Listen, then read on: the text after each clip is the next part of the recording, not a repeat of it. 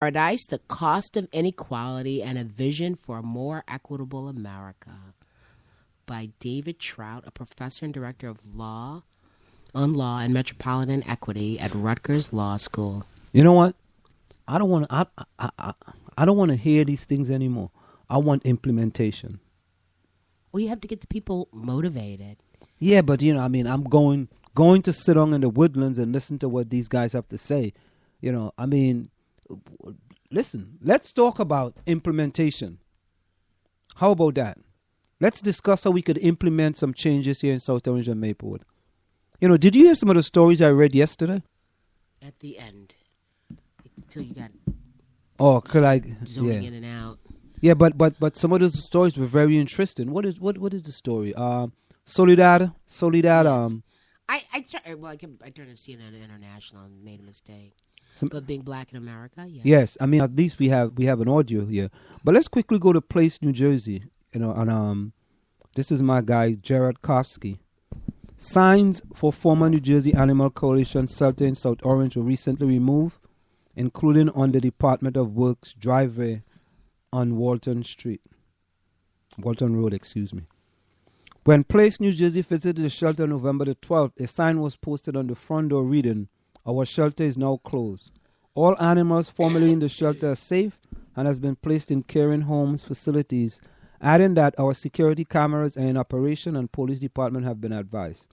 However, the sign was removed as of the following day. The JAC moved out of the building on November 11th after occupying the building for nearly 10 years. Adoptions were concluded in October. Representatives from the village of South Orange and the Jersey Animal Coalition did not respond to our request for comments. So the Jersey Animal Coalition is gone. No longer in South Orange.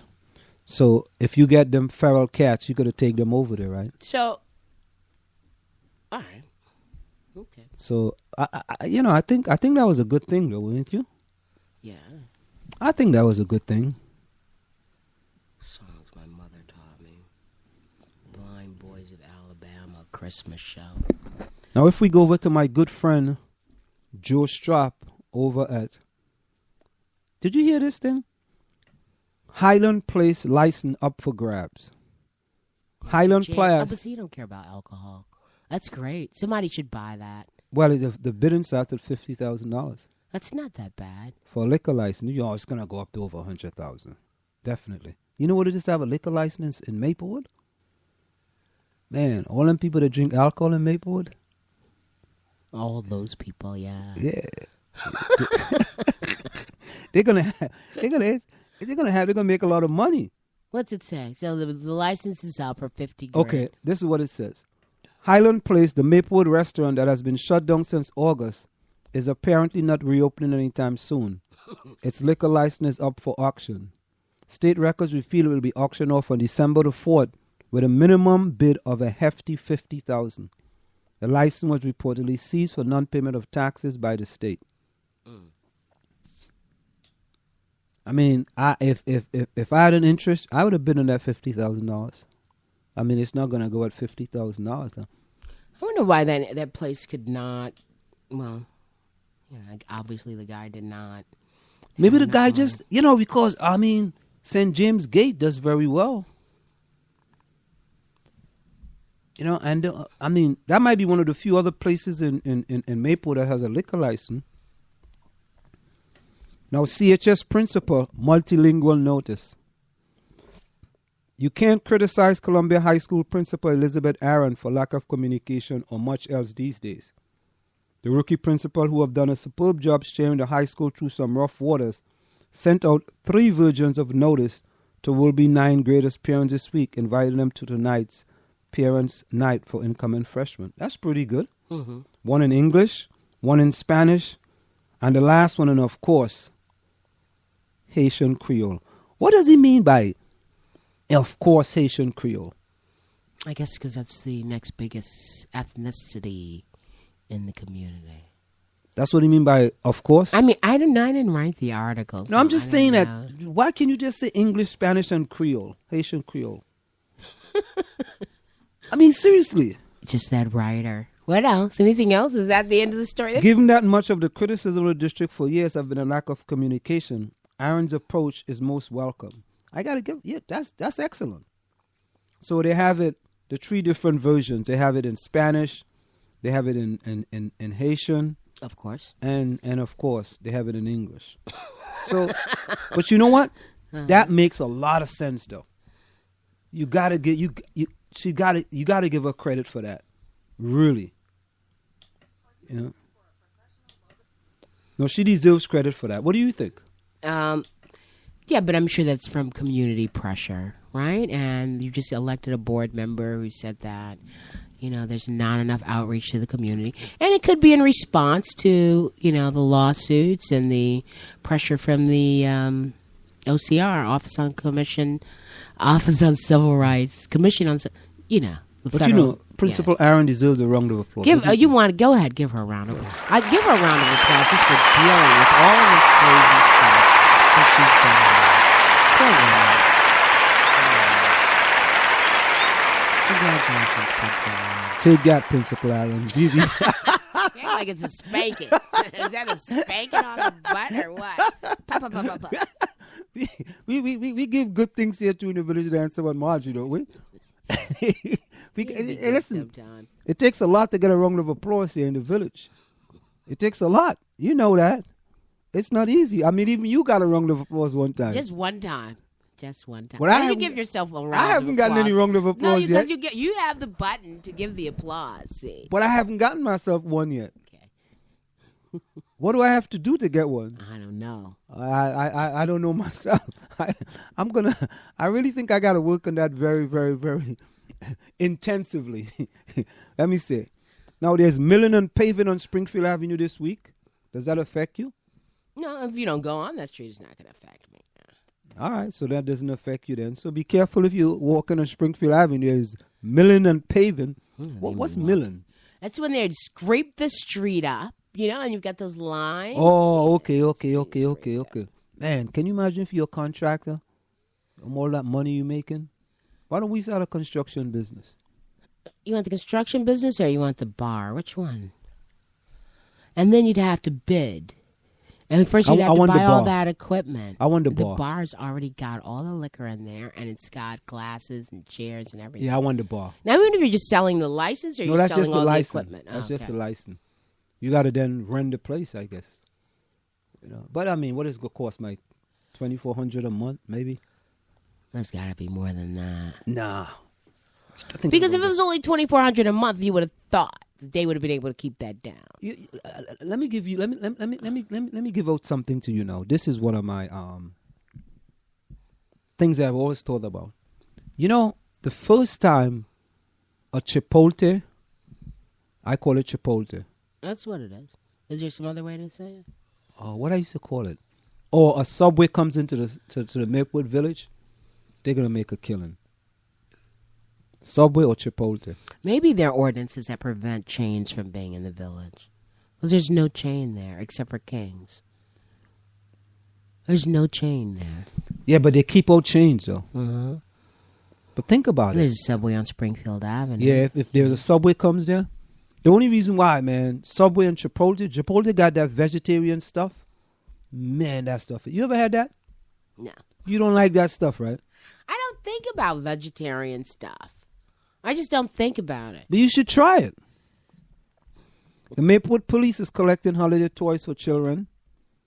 This is in the Village Green. The Maplewood Police Benevolent, they're also doing something for cancer as well. No, tell me about it. Yeah, they for the month of November, they're going with their beards unshaven for the whole month, and the police chief had to allow them to do it because there is something in their policy and procedures where you cannot have a beard.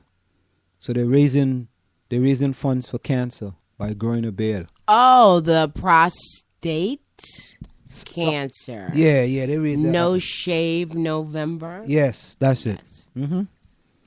The Maplewood Policemen Benevolent Association, Local 44 and 44A, are participating in a holiday toy drive to distribute toys to less fortunate children in the community this season. I didn't know there was a lot of less fortunate children in South Orange and Maplewood, based on rent party. I want to ask the question that most people don't want to ask regarding rent party. I'm listening. Where does the money go? Are you asking that hypothetically or? Really, serious? I thought you learned that when we went to the festival that weekend. That money goes to the food pantry in South Orange, Maplewood. And I believe the food pantry is run by the church that's on Prospect. But don't they get Church, paid? Our I'm Ladies of sure. Sorrow. Listen, there is nothing against them getting paid now. They should be paid. I don't know if Chris Dixon takes any pay from that. What does he do? I'm not sure what he does now, but I know he sold me some auto insurance. I don't still know if he's still in the car or in the insurance business. Oh, he sold you auto insurance? Yeah, I put on Facebook that I hate insurance companies, and then he says, well, I can help you, and then there I got my insurance that way. Oh, what company? Allstate? Farmers Insurance. I never heard of Farmers. So, yeah, I mean, sure, they get the money, and you saw that they give backpacks to, I think they said 81 kids. Listen, I'm saying it's a good cause now. No, but this is where the money goes toward these backpacks. Yeah, but sometimes people have these questions that they don't want to ask these questions. Yeah. Especially when it's a non-profit organization. Where does the money go? Right. I mean, we have a non-profit organization, too, called Caribbean Sports International. And, I mean, we don't make no money. We actually spend more than we make. But what we do is that if we raise money, we help Caribbean kids that like attending Essex Community College. And sometimes they come up, they don't even have a jacket. They come from Jamaica, Guyana, Barbados. Now, how do these kids know that you exist? I contact the coach. Oh, okay. And tell the coach if the kids looking. And what we do, we go to the food pantry and we pick up food and we take for them on the weekends. We pick up jackets and stuff for them. We take jackets. If they need books, we help them buy books if there is any money available. We run a soccer tournament in Orange in order to try to raise funds. We've been doing it for 3 years now, but it's still kind of, I'm going around to all these different people and begging them to put an ad in a journal. And hopefully when you finish, you have some money to help the kids. Most of the times, you end up taking up money out of your pocket just to do what it is to do. Well, I mean, it's a matter of learning how to raise money effectively. I mean, and then do you need the 501? There's a 501c3, okay, recognized by the federal government. But the important thing is a grant writer. That's what we need more than anything else. Do you have grants that you're going for, Anselm? Well, we are registered with SAM, is the federal government. We have to register now with grant.gov in order to go after grants. Why do you have to register with them to go after them? Yeah, because they have a lot of grants that they have. And in order for you to get it, you have to be registered. Well, first you need somebody who's going to go out there and look for the money and then write. Exactly. Well, we need a person, a grant writer. And how much are you going to pay the grant writer? Well, they could take 10% or whatever they collect. Okay. I'm ready to retire. I'm going to start doing all of that. I can't take it anymore. That sounds fair, doesn't it? But look, you already 15%. You already got yourself a job, man. Okay. I'm serious. No, I mean, I need to consult. I need to write. I mean, the thing Can you about write real good? I can write grants. Can I write good? Can you write grants that are actually going to get the grant? I've got money before. Oh, you did? Sure. Really? Mm-hmm. From grant? From grant writing, yeah. Wow. I Look think at you. You're going to get a round of applause for that? Oh, yeah. No, don't give me a round of applause for that. Let me get some more money. And I need to get money for myself. But it takes dedication. Take a run with the it's just, being able to, all you're doing is following directions and following a formula and doing the research. So you find out who your population is, you do all the information on them and explain the need and all your objectives and how you're going to meet those things. There's nothing mysterious about it. I'm glad people think it is because it gives...